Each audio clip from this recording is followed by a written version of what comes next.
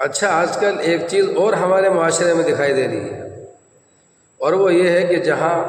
نبی اکرم صلی اللہ علیہ وسلم سے ثابت ہے کہ ولیمہ کیا جائے، اور آپ نے فرمایا کہ اولم ولو بشاتن، کہ لوگوں ولیمہ کرو اگرچہ ایک بکری ہی کیوں نہ ذبح کرنی پڑے، یعنی اگرچہ چھوٹا ہی کیوں نہ ہو لیکن ولیمہ کرو، کیونکہ یہ خوشی کا کھانا ہوتا ہے، کرنا چاہیے، اس میں اعلان بھی ہے اور نکاح میں اعلان کرنے کا حکم بھی ہے۔ لیکن اس میں جو کمال کی بات ہے، جو نقطے کی بات ہے، وہ یہ ہے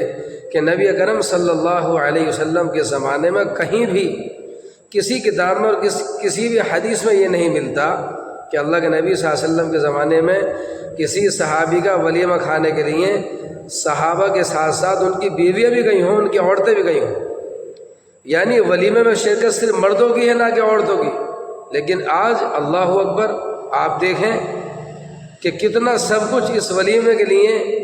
تیاریاں کی جا رہی ہیں، عورتیں کھرے سے کھرے کپڑے پہن رہی ہیں اور جتنا زیادہ ہو سکتا ہے اپنے آپ کو بن ٹھن کے اچھا بنانے کی کوشش کر رہی ہیں، اور پھر ولیمے میں جانے کے لیے